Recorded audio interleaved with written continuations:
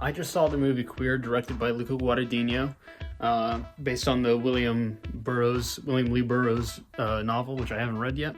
Wow. I have a couple of thoughts that I just wanted to say real quick.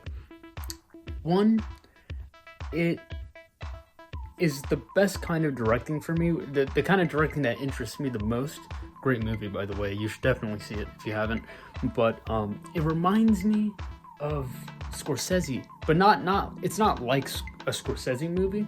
Scorsese is really great at recreating moments, experiences that you might have through the language of film. And there are things that Luca Guadagnino does so many times in this movie, whether it's the sets or the lighting or the very bizarre special effects or anything like that. The music, he uses it to bring out the subconscious of his characters. He uses it to bring out the emotion. For example, the use of slow motion, the use of hands. You see in the poster, it's the body of Drew Starkley, and Daniel Craig kind of extends his hand out near him. And I think that's just it's a really cool poster, and it's also really well used in the film. The scene where it actually happens. It's oozing desire, it's oozing unrequited love, it's oozing gay. It's very gay. I mean, I think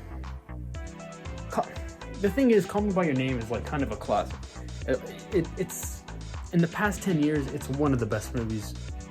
It's one of the most notable movies. It's kind of a classic of the past 10 years, if we had to pick our classics of the past 10 years.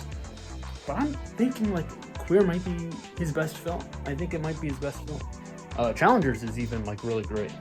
But wow, the movie's just amazing.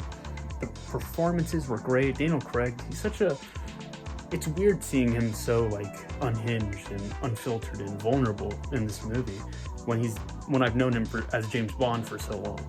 You know, where he's this kind of cool, stoic, you wish you could be me kind of guy. Really, the star is Luca Guadagnino. There's so many choices, so many things happening, yet I will say it does feel a little bit like a movie that was 3.5 hours that got cut down, which is what it is. I would love to see a bigger cut of it. Another thought that I had was like, when could this movie have come out besides now? You know, this is the kind of movie that people say, you could make a movie like this now. Something like The Substance has gotten that, but there's something about this movie, it just could not be made at any other time. It couldn't have been made any time. I don't see this even being made like 10 years ago. And it's got me thinking, are we currently living in maybe the best times for film since the 70s?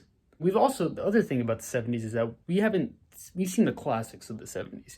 We see The Godfather, we see Taxi Driver, we see Nashville, we see Jaws, we see Star Wars. But what we're not seeing is kind of like the mid movies that have been coming out. And I'm thinking about the mid movies that have come out this year. And even if I don't care for it, there are still interesting movies coming out. And I just feel like we kind of are living in an amazing time for film. I think we're going to look back on this time and think like, wow, so many interesting movies have come out. Queer.